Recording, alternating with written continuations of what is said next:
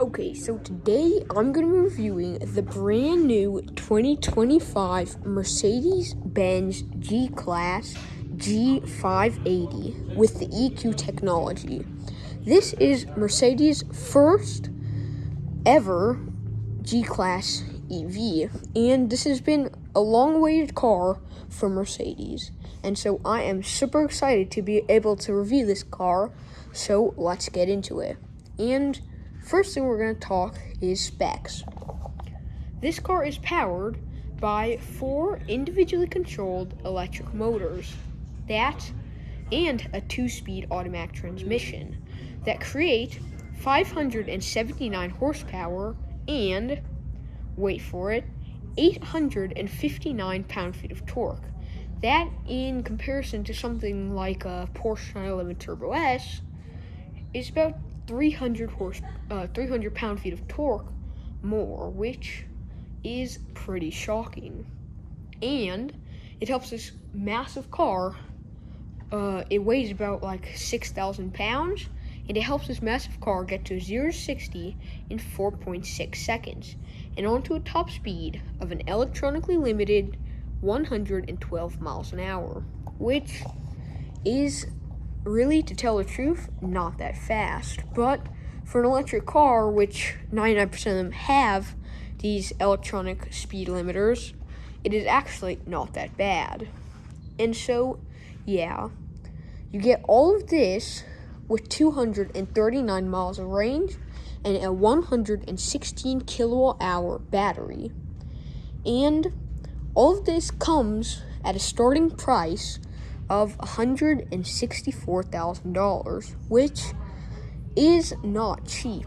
You could buy something like a Porsche 911 Carrera GTS 992.2 for about the same price. So comment down below, what would you rather have? A hyper G-Wagon or a hyper sports car? And so now that I've told you that, let's get into the design features of this car. So first I'm going to show you, and it's probably the back and the front that are the most well-known and distinctive features of the G-Class. You have this like off-road type lights for driving on dunes so you could see over some of the hills. You have your daytime running lights here, which are nice and circular and like bigger but more round and inside of daytime running lights. You have your normal nighttime running lights. You got some things that spray water onto here to clean them off, so if they're covered in like dirt and grime from off-roading. And the only thing is, you don't have a little wiper here, so you actually have to come to the front and wipe it off yourself. But yeah, and a lot of people are probably wondering, how can you even tell the difference between the normal G-Class and this one? Well, I'll show you guys right now. So I think the first thing is probably this. You get this blue little strip that goes all the way to the back of the car. You got a little EQ logo right there. These rims are more like aerodynamically enhanced because they're like have this like thick piece around them that is smoother against aerodynamics. You got this neat little AMG logo right there, and blue brake calipers. And for those of you wondering, how can you tell just from seeing something blue on a car that it's electric? Well, actually, the reason is because a lot of larger manufacturers like Mercedes and Toyota and stuff like that, they actually put blue trim on their car, usually when it's electric.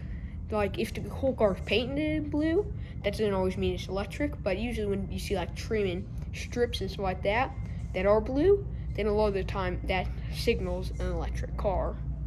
And so, yeah.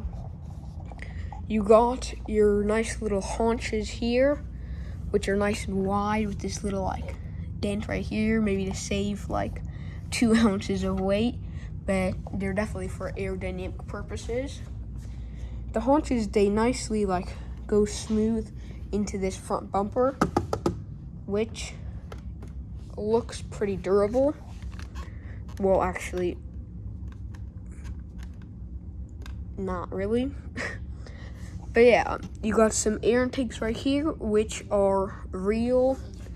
Some more air intakes right here, and then you can see the radiator back there cooling off those massive electric motors. You got this nice little piece right here, which is for like, maybe if you're bumping into something, it'll kind of protect the original bumper from damage, and also definitely for design feature. You got a camera right here, so when you're parking, and then you also have, just right here, the little like off-road thing, so if you get stuck in a ditch or something like that. And this car has a ladder frame chassis, which is practically ancient because ever since I believe like 1989, every G-Class has had a ladder frame chassis. And yeah, you got your massive Mercedes store right here, and actually I believe not too long ago, I reviewed a Volkswagen ID Buzz, and it had one of the biggest logos I've ever seen, but this is pretty much the same size. Your nice three-pointed Mercedes star, it is completely massive. Here are also these little air intakes, which are nice and simple, and then your actual Mercedes-Benz design with a little like wheat crops on the side. And yeah, so overall, the front of this car, it looks mostly like a normal G-Class. The only differences really are maybe this compared to the new one, which has kind of these like, they're called fishgill air intakes, which actually is on the new Carrera GTS hybrid. So that's practically like the only difference right there. But then if you come to the side, of course, like I showed you before, you have those blue strips here and then your EQ logo. And yeah, you have a good sized wing mirrors right here, which have this little like triangle right here for when you're putting your turn signal on. A nice little more turn signals that says Mercedes-Benz close up on it. You got exposed door handles and exposed door hinges, which seem like you might be able to just like and like push them out and open the door of this thing. But yeah, you also have these nice square windows, your reflectors right here, and then some little like mud flaps on the front and rear of this car. It's pretty high up because like compared to me, this is probably maybe like 6.5 feet, so it's pretty tall. You got just little like pieces right here coming across, some more exposed door hinges here, and then your G580 logo there. You got your nice little rear lights with a little rear light inside of that one with a little Mercedes-Benz logo right there. And this is probably one of the most prevalent parts of the difference between the electric Mercedes and the non-electric one. So there's two things I think on this G-Class. One is those side exit exhaust, they're not there because this is an electric version, and also because the tire wheel is missing. And you guys are probably wondering right now, what kind of tire wheel is this? What are they even storing in this? Because you've probably never seen a square tire before, but you actually press this button and open it up, and you have a relatively good amount of storage right here. A little storage net right here to hold screwdrivers and stuff like that, and then some more storage right here. You got your plugs right here, and a neat little feature is this. Like up here, it almost looks like a mountain, and like the Mercedes is driving up the mountain. It's a cool little feature. And yeah, so we're gonna close that back up, and it pops closed, and then you have your trunk. And this is another part that is really, really like distinctive between any other normal SUV and the G-Class is the door opens sideways, which is pretty rare. I rarely see any SUVs that are like this. And you got a pretty good sized rear window. It's slightly covered by this rear storage area. And I was actually going to tell you guys about this. It's the carbon fiber. This is another feature that shows you the difference between the ICE powered one and this one. The electric one, like I was telling you guys before, has a lot of blue, and this carbon is actually tinted with it almost looks like blue thread, which is kind of interesting. And you have some blue stitching as well with nice, I'm not sure, maybe leather type of material. And then you have the trunk. You have a pretty good sized trunk, surprisingly. It's you got this nice little bumper right here, and then a little step area right there.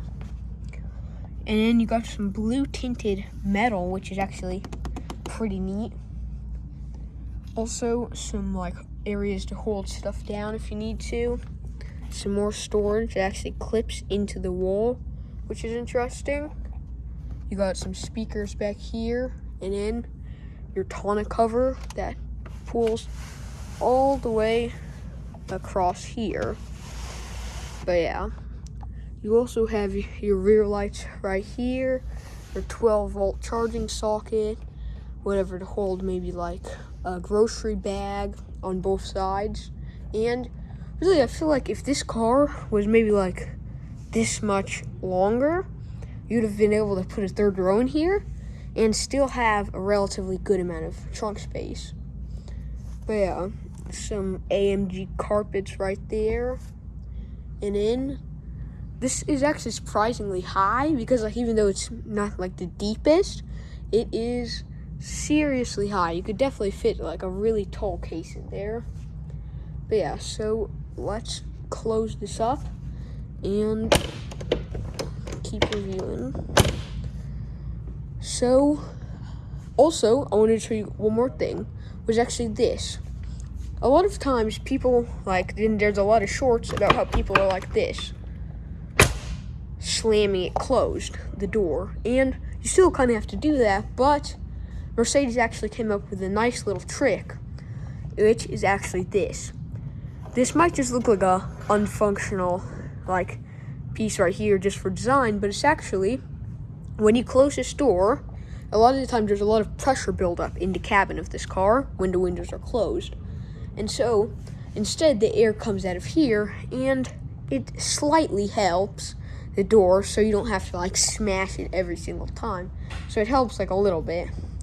But yeah, you got some more functional air intakes right here, which help to cool down those tires and brakes. And you also got this piece right here, it's plastic wraparound, maybe plastic or rubber, something like that. Rubber, and I'm not completely sure what it's for, maybe to connect stuff to, but it looks kind of interesting. It looks like the roof is made bigger. Maybe that's what they did it for. But yeah, I think now we've checked out all the exterior and design features on the outside of this car, and we've said the specs. So let's hop in. You're greeted by a nice little G-Class logo right there.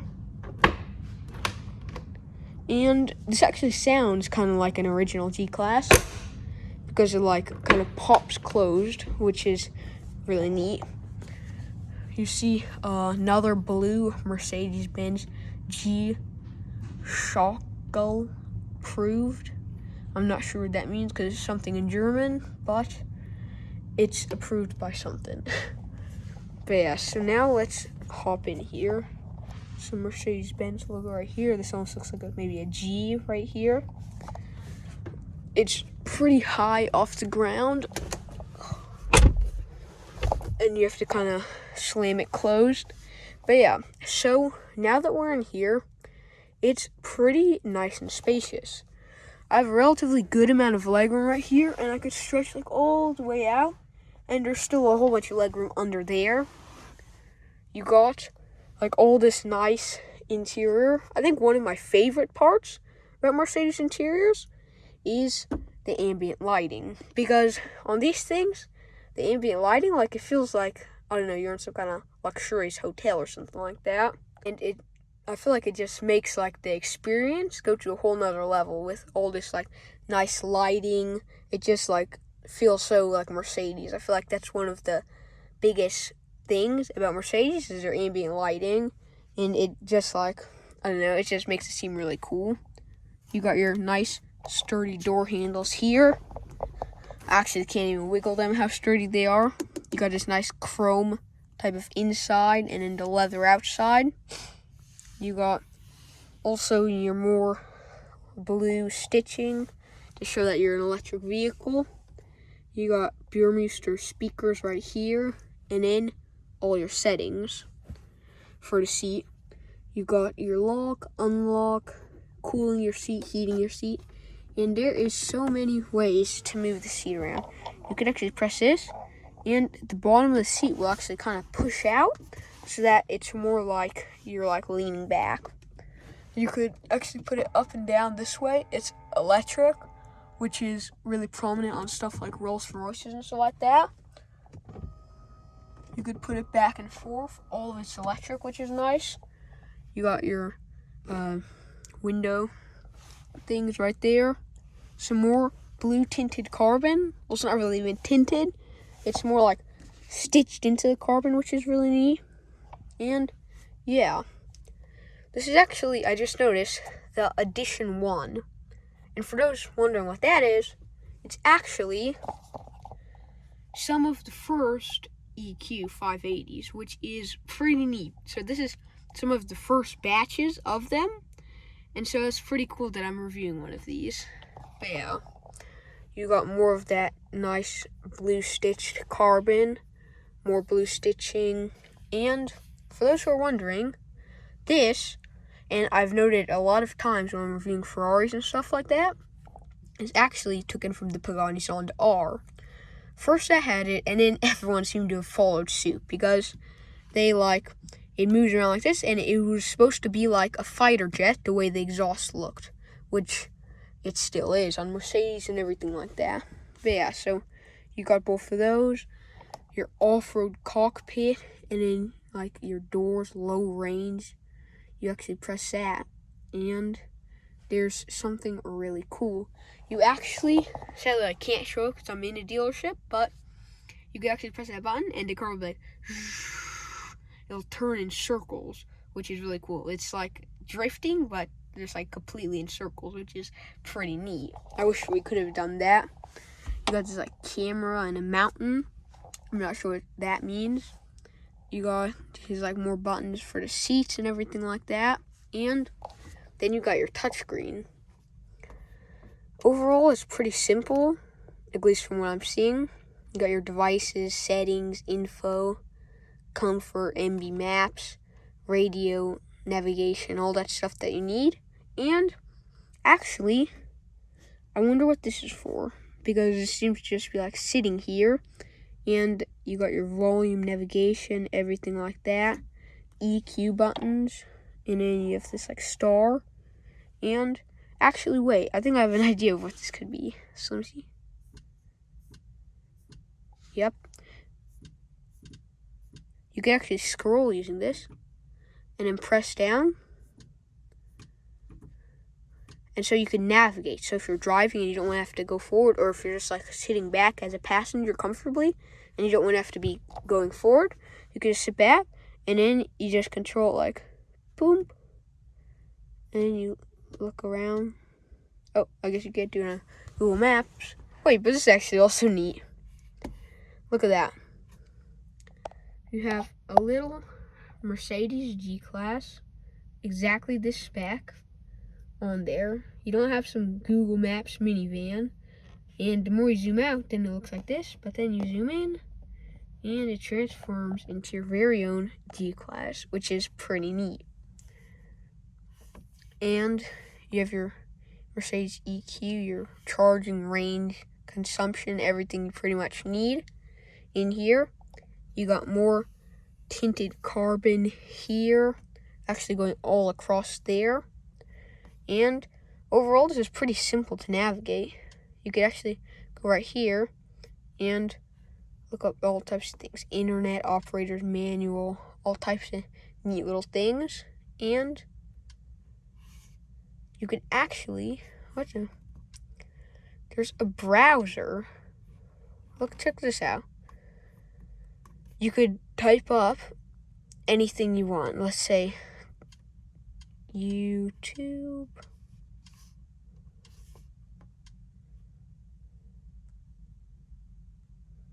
It says no results, but there's no internet because you have to have hotspot. But you could actually browse to here, and like I could watch my videos or anything like that, which is pretty neat. So you have your own personal browser in here, which is pretty nice. But yeah, overall, touchscreen is really simple. All you have to do is scroll like this, and you'll just find everything here. Let's check this out. Oh, this tells you like your drive, suspension, how high you are, your elevation. That's for some true off-roading enthusiasts right there. And then you also got some more screens right here, which are not touch screens, but it shows like the amount of power you have, how fast you're going, and strangely enough, it shows 140 miles an hour as a top speed, even though it's more like around right here. But yeah, you also have your maps right here. I don't think they're Google Maps, but you have your maps integrated into there, which is also a neat little feature. And you got your original Mercedes steering wheel, which is nice and big and circular with your massive Mercedes emblem right there. And then a lot of buttons right here. And I'm saying a lot of different buttons. And yeah, you also pop that open and you reveal a nice amount of space right here with your USB-C charging port over here. And sadly, you have to close it manually. I would have preferred to just be like pop and it would have closed. But yeah, you got some cup holders, which is actually interesting because you just either for smaller cups or for bigger cups, both of these could go down, which is interesting. You could, I guess, you could actually make them cold, see that, or hot, your drinks, which is pretty interesting. You got some more charging ports right here, and then some more USB-C ports right here. This is actually just so like you could just put your phone on here with no case, and it'll charge it if it's like a newer phone. And it actually has, I don't think you guys could tell, but it actually has tiny little fans in there that actually cool it off so it doesn't overheat and then you like forget about it and you're going doom bashing or something like that. But yeah, you got some Burmester speakers right here. Pretty good amount of storage. This stretches like pretty far back in there. About like maybe to my wrist. And yeah, you got a good amount of space right here. And overall, I feel like this is like really luxurious. And of course, it's $164,000. It should be. Got nice leather covered handles. Some sun blockers right there, which are nice. You also have your like Burmester speakers, which is actually interesting. You got speakers right here as well. And SOS, call me, everything like that up here. You got some lights here too. And then you press that and I'm really not sure what's gonna happen. But yeah, you got your like frameless mirror right here, which is nice and large. And overall the design, it's simple but really luxurious. And I'm a huge fan of it. The seat belts are pretty comfortable as well. I mean, of course they are. This is also a nice seat. Seats are legit. But yeah, the seats, they actually surprisingly hold you in place well, which is nice, comfortable leather. And it actually also blows cool air, so if you're like hot and you don't want to be sticking to your seat, you just turn it on somewhere in these settings, and then it'll cool you down. But yeah, so I think we've explored this front seats. Now let's hop into the rear. Okay, so now we're in the rear seats of the G-Class, and you have a pretty good amount of legroom right here. Some nice little storage areas over here, which can go pretty far back. I don't know if you guys could tell, but You have a good amount of space right here. They're covered in leather. I believe you got like some speakers right here. You could heat or cool all the seats, which is also nice. Some more durable door handles, your windows. You could actually lock it like, I guess you can't lock it like that, but it's the same type of style as like an old Chrysler. But yeah, you got some Burmester speakers. I don't know if you guys could tell right here. And then your handles right there. And yeah, you also got some more storage. It's kind of dark, at least for the phone, but you got more storage in there. And actually a legit amount of storage. These third row seats are, second row, they're pretty comfortable. They have good size headrests. I could have just kind of wished maybe for, if these seats were able to recline a little more, it would have been kind of better. Just because I feel like these seats are just a little straight up. And personally, I'm not a huge fan of that. But yeah, you got your middle row right here. You just pull it down and you get a nice cup holders that actually touch the bottom of the seat. I guess you have to just leave them like that. But yeah. And so yeah, the middle row is, it's okay, like most middle rows. It's not that comfortable because of the area that you put the cups in, the cup holders, but it's okay. You still have a relatively good amount of space right here, and if I want a lot, I could just do like this. You got some USB-C charging ports in there that you guys can't see. Some 12-volt charging ports right there as well. And then you have your different settings for your little Pagani fans.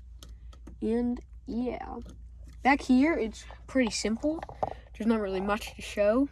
And so I think I've showed everything. So let's hop out and near the end of our review.